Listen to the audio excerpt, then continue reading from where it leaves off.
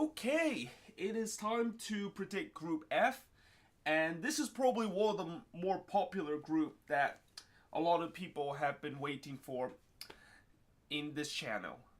This is a group that involved Mexico in it, and this is also a group that involved Germany in it. And the other two teams is going to be Sweden and South Korea, also known as the Republic of Korea, if you want to go very in depth in terms of it.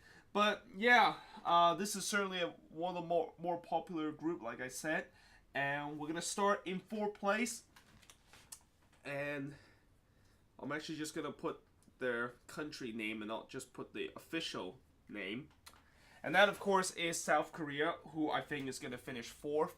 And really, I think South Korea is probably the weakest team in this group, and this is a team that, besides Son Heung-min, who of course plays for Tottenham, that is pretty much the only player that you can really just think of that can be a top quality player and a player that can really change game, which is good because he is a striker. He of course will score goals for this South Korea team, but other than that, they don't have any other quality player on their team. And really, they only have two guys in their entire teams that they're planning to start that actually play in Europe.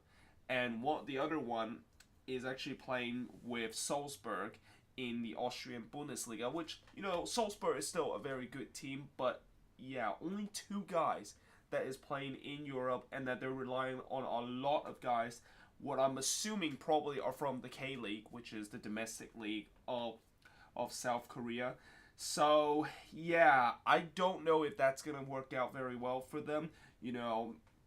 If they can potentially, if Son Heung-min can have an incredible tournament, I would say that they can maybe get close, but just relying on one guy to score you goals and hopefully that guy will just perform and just carry the team is a little bit too much. And Son Heung-min is obviously one of the best player in the Premier League, but he's not like Messi or Ronaldo where he can just single-handedly carry a team on his back and make it into the next couple of rounds and make a deep run in the tournament. But yeah, in third place, and this is going to be very close between third and second. Again, just like yesterday where I said that there's going to be very close between the teams that I think is going to finish third and the teams that that I predict that they're going to finish second. It's the same case again. And I might as well just put second place also. So, the reason why I think this is going to be very close is because of the fact that I think Sweden is literally the Iceland version of 2.0. I mean, this Sweden team does not have a lot of talent. Obviously, they will not have their almighty god Zlatan in this tournament. And I think it's a good thing that they didn't bring him in, because I don't really think with them bringing Zlatan into this World Cup, it doesn't really do much. And also the fact that I think Sweden is better off without Zlatan in this team. And they don't have a lot of quality, just like South Korea. The only notable name that you can think of on this team is Forsberg, who plays for RB Leipzig. And, the one thing that I say that this is why I call them the Iceland 2.0 is because their fans is just incredible.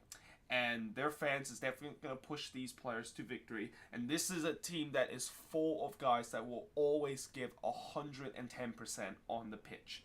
And when you have that kind of spirit and when you have that kind of chemistry on the pitch, it's going to be very hard to break them down. And, Sweden, if they can be very defensive organized, if they can be compact like they did in the qualifying round, then they definitely would shock some people, and they would definitely make it into the next round. And the reason why I'm still very skeptical of putting Mexico there, even though technically if I put it in third place, I know a lot of Mexican fans that said I'm biased because I'm a US fan and I don't want Mexico to do well, which in some way is true, but at the same time, the advert that Fox Sport always talk about how Mexico is like Americans' team or something like that, which I really don't like the advert and stuff like that. But the thing about Mexico, and one thing I'm worried about them in this World Cup, is how in the world is their manager going to, what, like, the tactics that he's going to use, is it actually going to be working out? Because their manager, Juan Carlos Osorio, is another one of those manager that is very unpopular in terms of the fans, and they do not like the tactics. And I have heard a lot of Mexican fans says that they're not happy with the tactics. In fact, when I went to that Mexico versus Wales game, I actually chatted with one of the Mexican fans, and he says that he does not like the way that Juan Carlos Osorio set the team, and it just looks absolutely out of whack, and that he's not taking advantage of the quality player that this Mexican national team has. And this Mexican national team definitely have talent. I mean, you look going forward, you got Chicharito going forward, and then you got Carlos Vela, and also the young and pretty much the Christian Pulisic of Mexico. I would say that is Irvin Lozano. And then in the midfield, they also have very good midfielder there too. And then in the defense, although they are going to be missing one of the more experienced defender, which I forgot what exactly his name is. I can't really come off the top of my head, but they're going to miss that. And, you know, still, even though they're going to miss one of their most experienced center back, I really think that for Mexico, what it all comes down to in terms of them potentially making out of the group and not making out of the group is, what is Juan Carlos Osorio going to do with this team? What exactly, like, the tactics that he's used is just so, it's weird. It is really, really strange, and it's I would say it's kind of like a 3-1-2-1-2 formation. It's something that we probably usually do not see team kind of set up, and you know, in general their team setup is kind of like a 4-4-2, but it kind of like break into a 3-1-3-1-3-1, which, like I said, it's a bit weird. And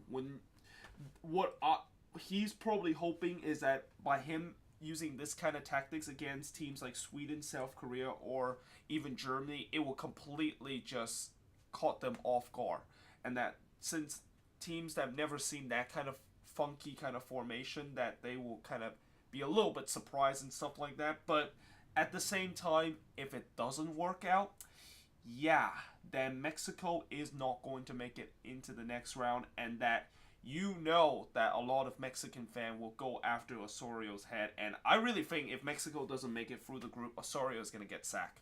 Like, the pressure that he has with this team is just incredible right now. And, you know, obviously a lot of Mexican fans want this team to finally get over the hump and make it out of the round of 16, which is pretty much their Achilles heels for the last couple of tournaments. But at the same time, I don't know if they can't even get in a group where they cannot not put some wins against these teams because their manager decided to do some idiotic tactics. Then that is gonna be not good for the Mexican national team. And in some way, I kind of wish that is the way, because, you know, I'm a U.S. fan. I'm still very salty that my team did not make it to the World Cup, and the only way to really make my saltiness go a little bit over is that I want to see a rival team like Mexico to fail in the World Cup. So, yeah, I'm going to put them in second place, and in first, just like the last group, you probably know who is going to finish first in this group. And some people say that this is actually the group of death, which I actually don't know why this is the group of death. I mean, South Korea is, you know, people say that South Korea is good because of Son, but other than him, there's really nobody else that can bring quality. And Sweden is a team that, like I said, they're kind of like the Iceland 2.0 of this tournament, but they don't have quality either way, and it's really kind of like Mexico and Germany are the only one that has quality. But still, you know, Germany, of course, will finish top because they're Germany. And this is a team that is just stacked from top to bottom. Now, this team, one thing that I will say about this Germany team is that it's not as experienced as the last one. Obviously, they lost Miroslav Klose from the last World Cup, because I think he's retired from national team duty, and they also lost Philip Lahm to national team duty because he decided to retire very early, which I don't know why he only retired at the age of 33. But yeah, this Germany team is a very young team. There's definitely some young talent like Timo Werner, Joshua Kimmich on this team. And, you know, it's going to be interesting to see if Germany can potentially repeat themselves in terms of winning another World Cup here. Remember, it's been a long time since we have ever had a winner in the last World Cup repeat the very next tournament. I mean, it's been what, 50 years since back in the 60s when Brazil repeat as winner of the World Cup in 58 and 62. And the thing that also kind of goes against Germany in terms of history wise is that no team has ever won the World Cup after winning the Confederation Cup. And Germany did win the Confederation Cup. So, yeah, history is definitely against this team, but if you look at the quality that this team has, surely that they will be one of those teams that is going to be easily through the Final Four and maybe even into the World Cup final again, where they have a chance to really break that history and just become the first team to repeat as World Cup champion since the late 50s and the early 60s. But yeah, that is pretty much it for Group F. Tomorrow, of course, is going to be Group G and Group H. Tomorrow will be the last day of the... It will be the last day where we will be just have to wait for the World Cup to begin, because the World Cup begins on Thursday, and obviously I am pretty excited about that even though the US is not in the tournament, and although the first match on Thursday, which I will of course watch that match, is kind of not really exciting. I mean, Russia versus Saudi Arabia, I think that might be, you could argue that might be the most uninterested opener in a World Cup ever. I mean, but either way, it is what it is. And like I said, I'm going to be doing Group G and H tomorrow to wrap it up in terms of the prediction. And yeah, hope you guys enjoy this video. If you do, make sure you guys leave a like, smash that subscribe button, and yeah, I will see you guys next time.